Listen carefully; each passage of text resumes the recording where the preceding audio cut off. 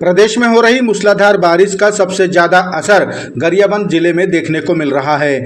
जिले के कई पुल पुलिया क्षतिग्रस्त हो चुके हैं, जिसके चलते एक गांव से दूसरे गांव का संपर्क टूट चुका है। जिले की उदंती नदी पर बनाया जा रहा निर्माणाधीन पुल भी टूटकर गिर गया है। बता दें कि गरियाबंद जिले में पिछले 50 घंटों से लगातार बारिश हो रही है।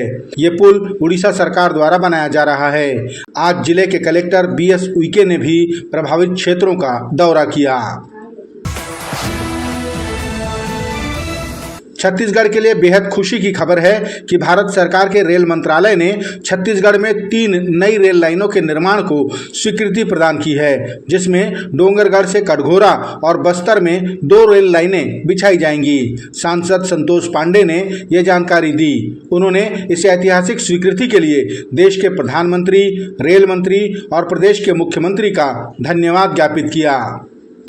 आज ये बताते हुए मुझे खुशी हो रही है, हर्ष हो रहा है कि आज मैं रेलवे मंत्रालय से निकल करके आप सबको सूचना देने के लिए यहाँ खड़ा हुआ हूँ। माननीय मुख्यमंत्री जी के साथ रेलवे के मंत्री आदरणीय अश्विनी वैष्णव जी से डोंगरगढ़ से कटघोरा रेल लाइन के लिए सार्थक चर्चा होगी।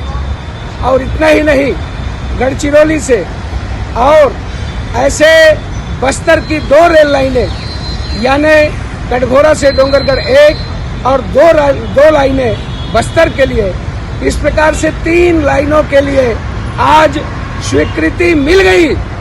मुझे ये कहने में बड़ी खुशी हो रही है।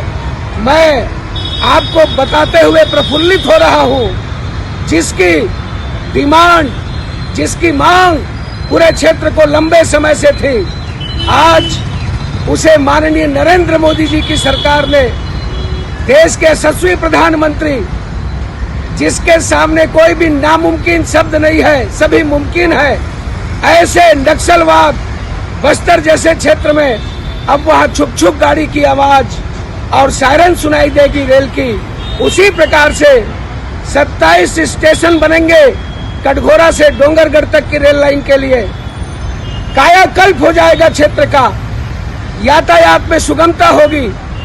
मैं आज आप सबको इसके लिए बधाई देता हूँ।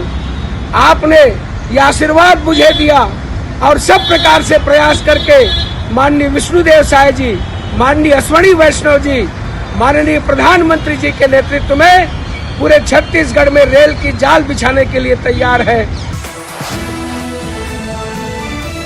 प्रदेश में हो रही लगातार बारिश के चलते नदियां उफान पर हैं। कई जिलों में संपर्क टूट जाने से आवागमन अवरुद्ध हो गया है।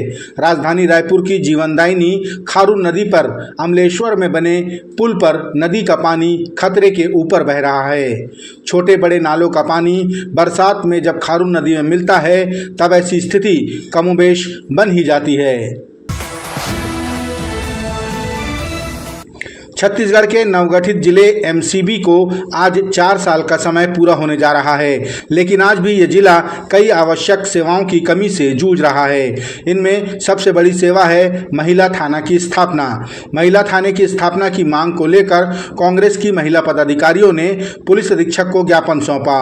कांग्रेस की जिला महामंत्री पूनम सिंह ने कहा कि महिला थाने के अभाव में शिकायत दर्ज कराने जाने वाली महिलाएं असहज महसूस करती हैं, इसलिए महिला थाने की स्थापना बेहद आवश्यक है। क्योंकि जिला बने 4 वर्ष होने वाले हैं, लेकिन अभी भी एक स्वतंत्र रूप से महिला थाना नहीं आ पाया, जिससे महिलाएं अपनी समस्याएं, जो भी असहजता महसूस करती हैं, एक निडर होकर अपनी बातें जो है महिला थाना, महिला पुलिस को कह सके। इसलिए हम चाहते हैं कि MCB जिले में स्वतंत्र रूप से महिला थाना यहाँ पे स्थापित हो। और मुझे पूर्ण विश्वास है कि शासन और प्रशासन इस महत्वपूर्ण विषय के लिए जरूर अपना सकारात्मक निर्णय लेंगे।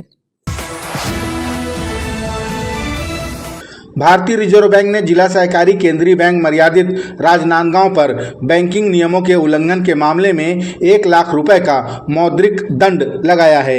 आरबीआई द्वारा 16 जुलाई के जारी आदेश के अनुसार बैंक ने जमा राशियों पर ब्याज दरों से संबंधित आरबीआई के निर्देशों का पालन नहीं किया और कुछ अपात्र जमाकर्ताओं को अतिरिक्त ब्याज का भुगतान किया। इन्हीं अनियमितताओं के चलते बैंकिंग विनियमन अधिनियम 1949 के प्रावधानों के तहत ये कार्रवाई की गई है। नाबार्ड के द्वारा निरीक्षण किया गया था। नाबार्ड क्षेत्रीय कार्यालय रायपुर के अधिकारियों द्वारा 15 दिसंबर 2025 से 7 जनवरी 2026 तक नाबार्ड द्वारा निरीक्षण किया गया था, जिसमें से 143 खातों में जो हमारे स्टाफ के खाते थे उसमें 1% अधिक ब्याज दिए जाने की रिपोर्टिंग नाबार्ड कार्यालय द्वारा आरबीआई को की गई थी, जिसमें 143 खातों में से 106 खाते को हमने बंद करके 3,93,000 रुपए रिकवर किए थे। लेकिन दिनांक 23/7/2026 को हमें आरबीआई से एक पत्र प्राप्त हुआ, जिसके तहत 1 लाख रुपए बैंक के ऊपर शास्ति अधिरोपित की गई थी, जिसे बैंक द्वारा आज भुगतान किया जा रहा है। भारतीय जनता युवा मोर्चा के प्रदेश अध्यक्ष राहुल टिकरिया ने कहा कि प्रदेश अध्यक्ष किरण सिंह देव के मार्गदर्शन में युवा साथियों और नए मतदाताओं को भारतीय जनता युवा मोर्चा के माध्यम से भारतीय जनता पार्टी की विचारधारा से जोड़ने का लक्ष्य लेकर ज्वाइन भाजयुमो का अभियान चलाया जा रहा है। टिकरिया ने बताया कि 7 दिनों में 18,846 लोगों ने सदस्यता ग्रहण की है और उनके प्रमाण पत्र भी जनरेट किए जा चुके हैं।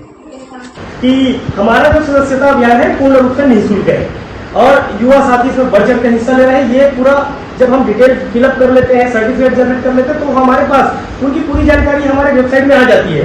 और व्यक्ति चूंकि उसमें रेफरल कोड का भी विषय दिया गया है और व्यक्ति कितना अभी तक मेंबरशिप कर चुका है उसकी भी जानकारी हमारे पास आ रही है। साथ ही कुल अब तक कितने लोगों ने, ये देखिए आप इसमें देखेंगे कुल सदस्य 18,846 लोगों ने अभी तक वेबसाइट जाकर सर्टिफिकेट जनरेट कर लिया है महज 7 दिनों में।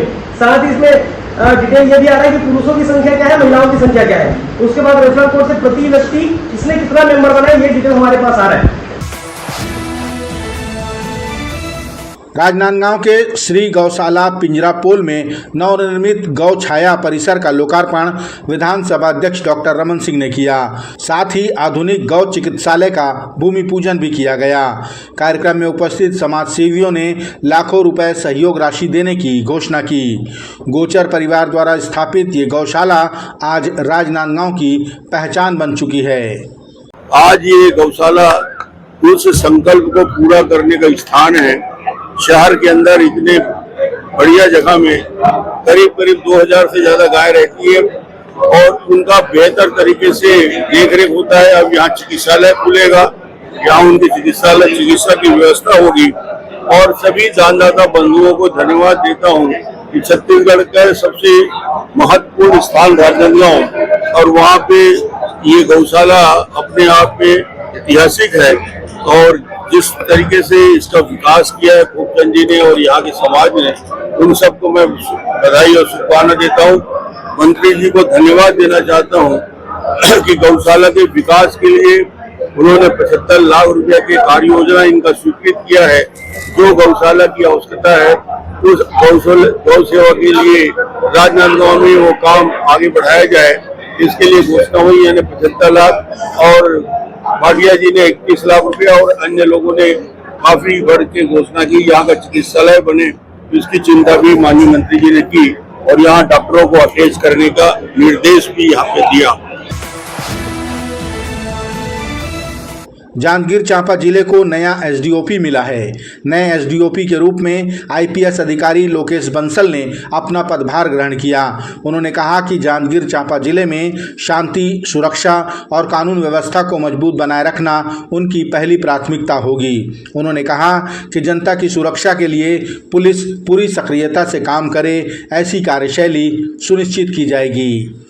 पहले तो हमारी प्राथमिकता रहेगी कानून व्यवस्था बनी रहे और जो यातायात एवं संचार के रास्ते हैं वो सुगमता से चलते रहें। मेरी सभी पेरेंट्स से भी अपील रहेगी कि माइनर बच्चों को जो है गाड़ी चलाने के लिए परमिट ना करें आप लोग। अगर कहीं ऐसी ट्रैफिक में समस्या है तो उसको सूचित करें, जहां आवश्यक रहेगा वहां बैरिकेड की व्यवस्था करके और सुगम संचालन किया जाएगा। अपराध के संबंध में मैं कहना चाहूंगा कि पीड़ित जो भी है आकर के थाना में सूचित करें। अगर वहां से वे उनके सूचना पर प्रभावी कार्रवाई नहीं होती है तो हमें सूचित करें। बिल्कुल ही जो प्रभावी कार्रवाई है किया जाने का प्रयास किया जाएगा। महिला संबंधी अपराधों में तत्काल सूचित किया जाए। बिल्कुल ही संवेदनशीलता के साथ महिला संबंधी अपराधों में विवेचना की जाएगी और शराब, नशाखोरी और ऐसे माध्यमों की और इनमें उपयुक्त होने वाले सामानों के के संबंध में अगर कोई सूचना मिलती है तो बिल्कुल हम तक पहुंचाएं, हम उसमें प्रभावी कार्रवाई करेंगे।